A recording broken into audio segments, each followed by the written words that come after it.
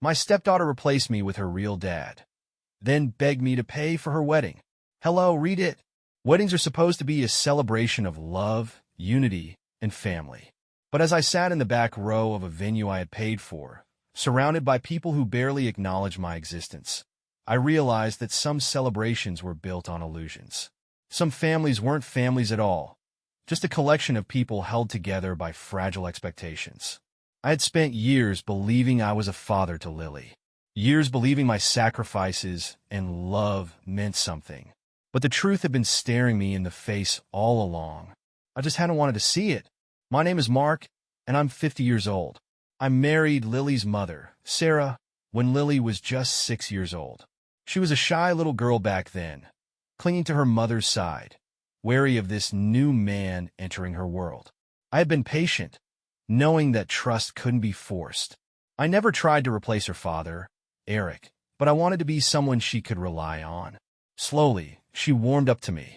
It started with small things, letting me read her bedtime stories, holding my hand when we crossed the street, asking me to help her with her school projects. The first time she called me Dad, I nearly broke down. Eric, on the other hand, was barely there. He had visitation rights, but never used them consistently.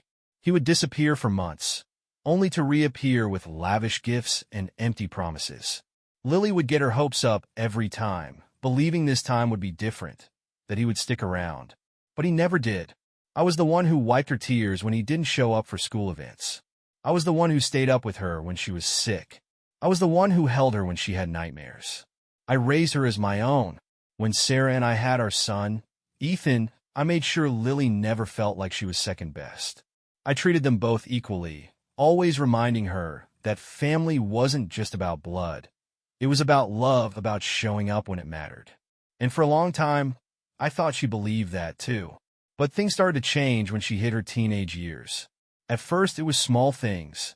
She stopped calling me Dad and started using my first name. She became more distant, more private. I chalked it up to normal teenage behavior, the inevitable phase of rebellion and independence. But then came Eric's sudden reappearance. He started calling her more often, showing up randomly with extravagant gifts, designer handbags, expensive gadgets, things I could never justify buying her. It wasn't just about the presents, though.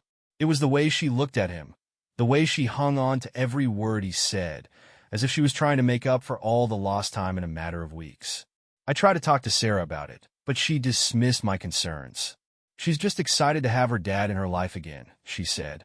You should be happy for her. And I was. I wanted Lily to have a relationship with her father. But what I didn't want was for her to forget everything I had done for her. By the time she went off to college, I felt like I was losing her completely. The calls became less frequent. The visits home became shorter. I convinced myself it was just part of growing up. Kids leave the nest. They get busy with their own lives. But there was a lingering feeling in my gut, a quiet whisper in the back of my mind telling me that something was shifting. The first real blow came when she introduced Eric to her college friends as her dad without even mentioning me. When I found out, I tried to tell myself that titles didn't matter, that she knew who had truly been there for her. But deep down it hurt. It hurt in a way I couldn't even put into words. Still, I kept supporting her. When she struggled financially in college, I was the one who sent her money.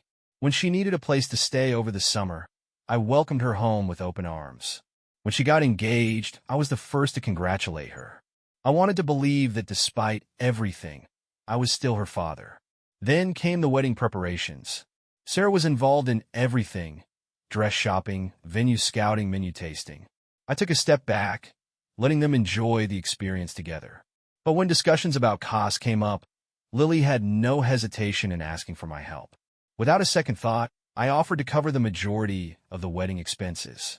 It was a big moment in her life, and I wanted it to be special. I wanted to give her the wedding of her dreams. For months, I watched as the event I was funding took shape. The venue was stunning, the decorations elegant, the guest list extensive. But as the details started coming together, I noticed something unsettling. My involvement in the wedding wasn't just minimal, it was non-existent. When the invitations went out, I opened mine with a quiet excitement, expecting to see my name listed as her father. Instead, I saw only Sarah's and Eric's names. My name wasn't there. I was just another guest. I tried to tell myself it was a mistake, a misprint, a careless oversight. But when I gently asked Lily about it, she simply said, I didn't want to make things complicated. Eric is my real dad. I hope you understand. I didn't argue. I didn't push. I just nodded and walked away. The wedding day arrived, and I played my part. I smiled. I congratulated her. I shook hands with Eric and pretended like I wasn't burning inside. I sat through the ceremony, watching as Eric walked her down the aisle, as if he had been the one who had raised her, who had been there through every scraped knee and every heartbreak. I sat through the speeches, waiting for my name to be mentioned, for even the smallest acknowledgement of everything I had done for her. But it never came. She thanked her mother for being her rock. She thanked Eric for coming back into her life. She thanked her in-laws for welcoming her with open arms. She never even looked in my direction. I sat there, gripping my glass of champagne, swallowing down the bitter realization that no matter what I had done, no matter how much I had given, I had never really been her father in her eyes. I was just the man who had filled in the gaps, who had provided when it was needed, who had supported her without question. The final blow came at the reception. As the father-daughter dance started, I held my breath, hoping, praying that maybe she would acknowledge me. But instead, she took Eric's hand and stepped onto the dance floor with a beaming smile. As the music played and they swayed together, I realized that I was nothing more than a spectator in a life I had poured everything into. I should have been angry. I should have confronted her. I should have demanded to know why I had been cast aside so easily. But instead, I just sat there, my chest hollow, my heart a heavy weight inside me. And then, without a word, I stood up and walked out. As I drove home, I felt an eerie sense of clarity settle over me. I had spent years believing that love was enough, that effort and sacrifice could build an unbreakable bond. But I had been wrong. Some people only see what they can take, never what has been given. I didn't know what the fallout would be. I didn't know what Lily would say when she realized I was gone. But at that moment, I didn't care. I was done. The drive home was quiet. No music, no distractions, just the hum of the tires on the road and the dull ache in my chest. I wasn't angry. Anger would have required energy, and I had none left to give. I had spent years pouring love, time, and effort into Lily, only to realize that I was just another disposable piece in the puzzle of her life. I had been used, and the worst part was that I had allowed it to happen. By the time I pulled into my driveway, I felt a strange sense of calm. There was no more debate, no more wondering if I had misread things, no more excuses I could make for her behavior. I had been erased from my stepdaughter's most important day, replaced by a man who had done nothing but leave her behind time and time again. There was nothing left to fight for. I went inside and sat in the dimly lit living room, my mind replaying every moment of the wedding, every look, every carefully constructed speech where my name had been conveniently absent. The realization of what had happened didn't come in one crashing moment. It settled in slowly, like a heavy fog rolling over everything I had once believed. I wasn't Lily's father. Not in her heart. Not in her mind. Not where it counted. My phone vibrated on the coffee table. At first, I ignored it, but when it buzzed again, I picked it up and saw Sarah's name flashing across the screen. I considered letting it go to voicemail, but I knew she wouldn't stop until she got through. I answered, and the second I did, I was met with frantic words. She was out of breath, her voice tight with something between confusion and irritation. She had noticed I was gone. So had Lily.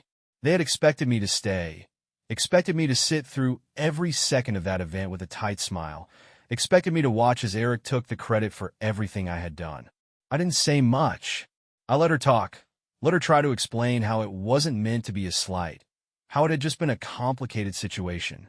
She was using words to dance around the truth, but I knew what she wanted. She wanted me to come back. But I was done. For the first time in years, I wasn't going to be the one to make things right. I wasn't going to be the one who swallowed his pride, who pushed down his own hurt for the sake of keeping the peace. I told her I wasn't coming back. The silence on the other end was telling. She hadn't expected that. She had expected the same Mark who had always been there to fix things, to be the bigger person, to act like nothing was wrong. But that Mark had left the reception hours ago, and he wasn't coming back. When she finally spoke again, her voice was different. Sharper. Less concerned. More accusatory. She asked if this was about Eric, if I was making a scene because I was jealous of him. I almost laughed. Not because it was funny, but because it was so completely off the mark that I didn't know how else to react. Jealous? Of Eric? The man who had abandoned his daughter, only to waltz back into her life when it was convenient? The man who had done nothing, given nothing, sacrificed nothing, but was still handed the role of best dad like it was his birthright? No, I wasn't jealous. I was just done playing the fool. I ended the call without another word. The messages started soon after. Sarah, Lily, even a few relatives who had heard I had left the wedding early. Some were subtle, trying to guilt me into coming back, telling me I was being selfish, that I was ruining Lily's big day. Others were more aggressive, outright accusing me of making everything about myself. Not a single message acknowledged what I had done for her. Not a single one thanked me for the years of support, the sacrifices, the money, the effort. To them, I was just being petty. I turned my phone off and sat there in the dark, waiting for the inevitable. It came 2 days later. The first email arrived in the morning. It was from the wedding planner. A polite but firm reminder that the remaining balance for the venue was due. Then came the invoices from the caterers, the florist, the photographer, the entertainment. Tens of thousands of dollars in final payments, all waiting to be settled. I stared at the emails for a long time. Then I forwarded them. I sent every single invoice to Lily and her new husband. No explanación. No message. Just the raw reality of what this wedding had cost. The cost that they had expected me to shoulder without hesitation, just like I had always done. An hour later, Sarah called. This time, she was furious. There was no hesitation, no careful wording, just anger. She demanded to know what I was doing, why I had sent the invoices to Lily, why I hadn't just paid them like I had promised. That was the moment I realized something terrifying. Sarah and Lily had never even considered the possibility that I might not pay. They had taken it as a given, as something they were entitled to. I wasn't a father to them. I was a bank account with a pulse. When I told Sarah I wasn't paying another cent, she lost it. She accused me of humiliating Lily, of ruining her honeymoon, of putting them in a difficult financial position. She said I was being cruel, that I was punishing her for wanting a relationship with her real dad. That word, real, it hit me like a hammer. I had spent years being there for Lily, giving her everything I had. But Eric was her real dad. He was the one who got the recognition, the love, the gratitude. I had only ever been a placeholder, filling in the gaps until she no longer needed me. I let Sarah talk, let her throw every accusation she could muster, but I didn't change my mind. I didn't argue. I didn't explain myself. I just hung up. Then I blocked their numbers. For the first time in my life, I felt something close to peace. I had spent years fighting for a place in a family that never truly saw me as one of their own. But now I was free. The fallout was coming. I knew that. But for once, I wasn't afraid. Let them figure it out. I was done. The silence after I hung up on Sarah felt heavier than it should have. Not the kind of silence that brings relief, but the kind that settles in deep, pressing down on everything. I had spent so many years absorbing the weight of this family, always carrying responsibilities that were never truly mine. Now, for the first time, I had set them down, and they had no idea what to do without me. For a full day, everything was quiet. No messages, no calls, just stillness. I knew it wouldn't last. By the second day, the texts started coming. At first, they were from Sarah, long, rambling messages that swung between anger and desperate attempts at guilt. She claimed I was humiliating Lily by not paying the rest of the wedding expenses. She talked about how difficult this was for her, how she had to listen to Lily crying on her honeymoon because she was so hurt by my actions. She reminded me of all the promises I had made. She said that walking away from this meant I was walking away from them. She didn't say Lily had done anything wrong. She didn't say she understood why I had left the wedding early. She didn't even acknowledge that I might have been hurt. I ignored her messages. Then came the ones from Lily. Shorter, colder. She didn't try to guilt me. She tried to shame me. This is really immature, Mark. I don't understand why you're acting like this. I thought you were better than this. There was no acknowledgement of what had happened. No empathy. No moment of self-awareness. In her mind, I was the problem. I was the one being dramatic. I was the one who needed to come back and make things right. She genuinely believed that I had ruined her honeymoon, as if I was the one who had erased myself from the wedding, as if I had chosen to ignore the man who raised me. I didn't respond. The next wave of messages came from extended family, people who had barely spoken to me in years but suddenly felt entitled to weigh in on my decision. Some were neutral, trying to play the peacemakers, saying they understood both sides and urging me to talk things out. Others took Lily and Sarah's side completely, calling me heartless, telling me I was overreacting, saying family is family, and that I needed to swallow my pride. The only person who didn't message me was Eric. Because why would he? He had already won. For years, he had done nothing, and yet he had been given everything. He got to stand in the spotlight while I faded into the background. He had never needed to fight for Lily's love because it had always been handed to him, no matter how many times he disappeared. I knew he wasn't going to offer to pay the wedding bills. That wasn't his role. His role was to show up, smile for the photos, and disappear again when it was convenient. Let them figure it out. By the fourth day, Sarah showed up at my house. I saw her car pull into the driveway, and for a moment I debated not answering the door. But I knew her. She wasn't leaving until she got what she wanted. When I opened the door, she was already fuming. She didn't yell, but the tension in her voice was thick enough to choke on. She asked me what I was trying to prove, why I was making a spectacle out of all of this, why I couldn't just be an adult and take responsibility for my part in things. I didn't say anything. I just let her talk. She told me I was hurting Lily, that this was supposed to be the happiest time of her life, and that I was ruining it. She said I was being petty, that I was embarrassing myself. She demanded to know why I had walked out, why I was refusing to answer anyone, why I was being so cruel. She didn't ask if I was okay. She didn't ask if I had been hurt. She didn't ask what it had felt like to be erased from my own stepdaughter's life. She only cared about how my actions were affecting them. That was when I realized the truth. Sarah had always known how Lily felt about Eric. She had seen it happen in real time, watched as I slowly became a background character in my own family. She had watched Lily push me away, bit by bit, year by year, until there was barely anything left. And she had done nothing to stop it, because to her, this was normal. I was the stepfather, the provider, the support system. I was never meant to be anything more than that. I let her talk, and when she was done, I simply asked her, did Lily ever even think to thank me? Sarah opened her mouth to respond, but stopped herself, because she knew the answer. She tried to backpedal, saying that Lily was emotional, that it was all a misunderstanding, that she did appreciate me, but just didn't know how to show it. She said she had been caught up in the moment, that she probably hadn't realized how much she had hurt me. But that was the problem. She hadn't realized, because I had never really mattered to her. I told Sarah I wasn't paying another cent. Not for the wedding. Not for their debts. Not for anything. I told her that if Lily wanted a relationship with me, she could reach out herself. Not through guilt, not through anger, not through expectations, but through actual accountability. And until then, I was done. Sarah left angry. Not just because I had refused to pay, but because she had come here expecting to win. She had expected me to cave like I always did, to put my own feelings aside for the sake of keeping the peace. But there was no peace left to keep. 2 days later, I got an email from Lily. Not an apology, not an acknowledgement of what she had done. Just one sentence. I can't believe you would do this to me. That was all I needed to know. Lily wasn't sorry. She didn't see what she had done wrong. She never would. I deleted the email without responding. And for the first time in my life, I felt truly free.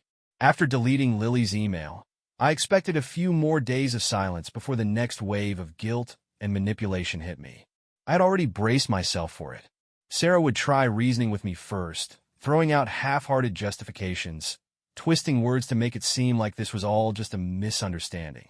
When that failed, she would turn to anger, accusations of selfishness, claims that I was punishing Lily unfairly. And when that didn't work, the extended family would be weaponized against me, each one taking turns trying to shame me into doing what they thought was right. But the real shock came when Eric reached out. It was the last thing I expected. Eric had never made any effort to speak to me, not once in all these years. He had drifted in and out of Lily's life on his own terms, always at a distance, never stepping into any kind of real responsibility. I had been the one who filled in the gaps, who made sure Lily never felt abandoned, and yet, when it had mattered most, I had been erased without a second thought. He had taken my place at the wedding, been given the title I had spent years earning, and now, he was the one contacting me? There was only one reason Eric would be reaching out. Something had gone wrong. Curiosity gnawed at me, though I already had a sense of what was coming. I opened his message and immediately felt the weight of confirmation settle over me. Eric wasn't reaching out for pleasantries. He wasn't here to gloat about his newfound role as Father of the Year. He wasn't even trying to smooth things over. He was making something very clear. He wasn't paying for the wedding. It was almost laughable. After everything that had happened, after Lily and Sarah had gone out of their way to push me aside, after they had rewritten history to fit the perfect little fantasy where Eric was the father she had always wanted, they had somehow assumed that he would also step into my financial responsibilities. But Eric was not me. He had never been the type to sacrifice for anyone else, never been the type to take on burdens that didn't directly benefit him.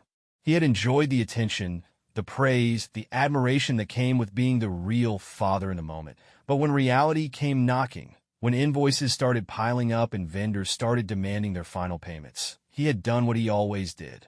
He walked away.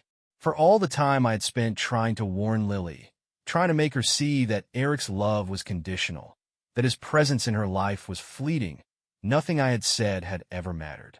She had chosen to believe in the version of him that existed in her mind, not the man who had proven, time and time again, that he would never truly be there for her. And now, she was facing the harsh truth of it. Eric had let them believe he would handle the costs. Whether he had outright lied or simply allowed them to assume it, I didn't know. But it was clear now, he had no intention of paying for anything. And now, they were panicking. The final invoices had started arriving. The venue was demanding the remaining balance. The caterers were following up on unpaid fees. The florist, the photographer, the band, each one expecting their payments, each one ready to escalate if necessary. Late fees were already adding up, and soon, it wouldn't just be unpaid bills. It would be legal consequences. Sarah and Lily had assumed I would still be the one handling it. Even after everything, even after pushing me aside, even after making sure I had no real place in that wedding, they had counted on me to clean up the mess. But I wasn't going to. Eric's message wasn't long. He didn't apologize, didn't offer explanations, didn't express regret. He simply wanted to make sure I knew that whatever financial problems they were facing, they weren't his responsibility. They were theirs. I could almost picture it. Sarah and Lily scrambling, realizing too late that they had made a mistake. They had spent so much time basking in the fantasy of having Eric back in their lives that they had never considered the real consequences of replacing me. Eric had been their father in title only, there for the affection, the gratitude, the perfect family moments. But when it came time to shoulder any real responsibility, he had disappeared just as quickly as he always had. I had spent years trying to protect Lily from this exact outcome. I had been the one who picked up the pieces every time Eric disappointed her, who softened the blows, who made sure she never had to experience the full weight of his neglect. But now I was gone, and for the first time in her life, she was seeing Eric for exactly who he was. Sarah's first attempts to reach me after that were measured, almost cautious. Her messages were carefully worded, clearly an attempt to gauge how much I knew. It was obvious she was trying to get ahead of the situation, trying to figure out if there was still a way to fix this without admitting fault. I ignored her. Then came the real desperation. The calls increased. The messages became more frantic. She wasn't just asking to talk anymore. She was begging. The tone had shifted completely. No longer was she accusing me of being immature, of being cruel, of being selfish. Now, she was playing the role of the concerned wife, the peacemaker, the one who just wanted to make things right. She tried to frame it as a misunderstanding, tried to say that this wasn't about the money, that what mattered was family. It was pathetic, but I wasn't the one she was most worried about. Lily was the one truly unraveling. She had gone from cold and dismissive to outright desperate. Her messages were longer now, filled with barely contained panic. The entitlement was still there, buried beneath the surface. But now, there was something else, fear. For the first time, she was realizing that actions had consequences. She had spent years convincing herself that Eric was the father she had always wanted, that he had changed, that he would be there for her if she just gave him the chance. She had built up this illusion in her mind, convincing herself that I had been the obstacle, the one preventing their relationship from flourishing. But now, she was seeing the truth. Eric wasn't going to help her. He wasn't going to save her. He had never wanted responsibility, only recognition. And now, with the wedding over and nothing left to gain, he had disappeared once again, just like he always did. The father she had chosen had abandoned her. And the father she had rejected? He wasn't coming back. The final message I received from her was different from the others. It wasn't filled with anger or excuses. It wasn't demanding. It wasn't even particularly long. It was just pleading. Because for the first time in her life, Lily had no one left to catch her when she fell. And that was exactly what she needed to learn. For years, I had been the safety net. The one who always stepped in, who fixed things, who made sure Lily and Sarah never had to face the real weight of their choices. Every time Eric failed, I had been there to soften the blow. Every time Lily made mistakes, I had been the one cleaning up after them. I had done it so many times for so many years that they had come to expect it. But this time, there was no one left to clean up the mess. The weight of the unpaid wedding bills was crushing them. The final invoices had come in, and the vendors weren't just waiting anymore. They were demanding payments. Some had already sent warnings about legal action. Late fees had begun piling up. The fantasy wedding they had so carefully crafted had turned into a financial disaster.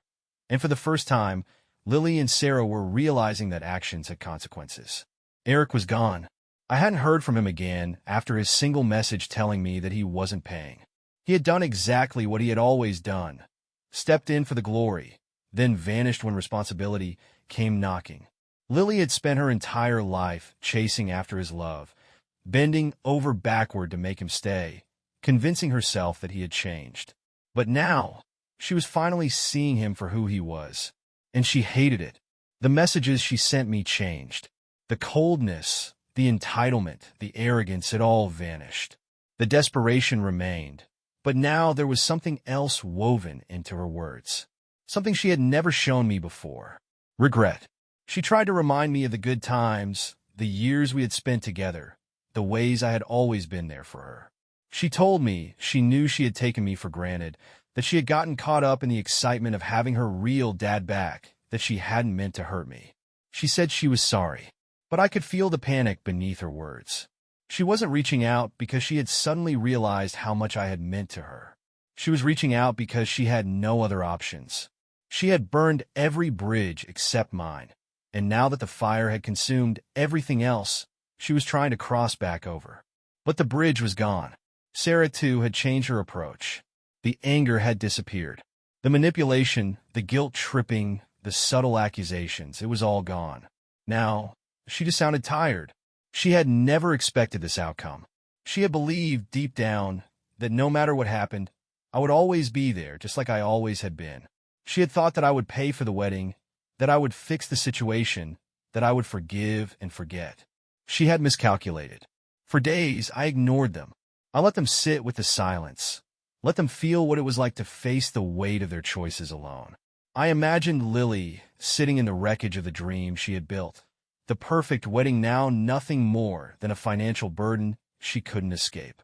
I imagined Sarah, realizing too late that she had let the one person who had truly been there for her daughter slip through her fingers. And I felt nothing.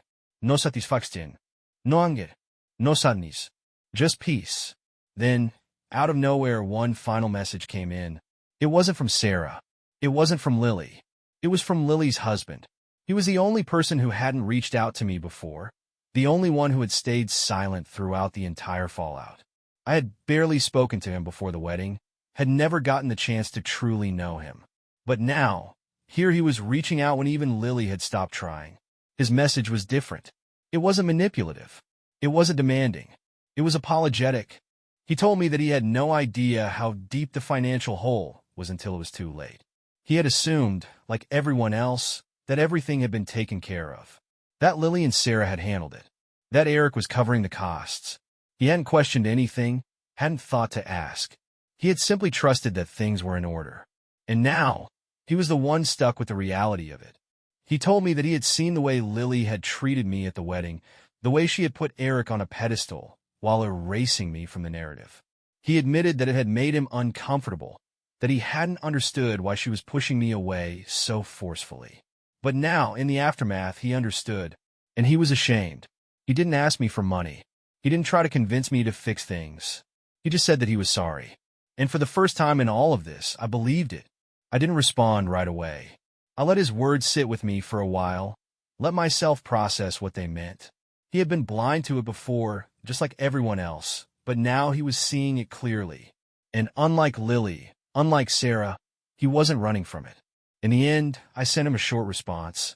I told him that I appreciated his honesty, that I had no intention of stepping in to fix their mistakes, that I hoped he would learn from this, that he would see Lily for who she was, that he would make choices for himself, and not just follow her lead. And then I left it at that. Weeks passed, then months. The messages slowed, then stopped completely. The storm had passed, but the damage remained. From what I heard through family, Lily and Sarah had been forced to take out loans to cover the wedding debts. The dream day they had spent so much time obsessing over had turned into a financial nightmare that would follow them for years. Eric never resurfaced. He had gotten exactly what he wanted, his moment in the spotlight, the admiration, the praise, and then he had disappeared, just like he always had. As for me, I moved forward. I built a life that didn't revolve around people who only saw me when they needed something. I focused on myself, on my happiness, on my own family, the people who had always been there for me, who had valued me, who had never made me feel like I was replaceable. Lily never reached out again. Maybe she was too ashamed. Maybe she was still angry. Maybe, deep down, she knew that there was nothing left to say. And I was okay with that. Because for the first time in my life, I wasn't chasing after love that wasn't freely given. I wasn't waiting to be seen by people who had never truly looked at me. I wasn't begging for a place in a family that had never really been mine. I was free, and that was the greatest gift I had ever given myself.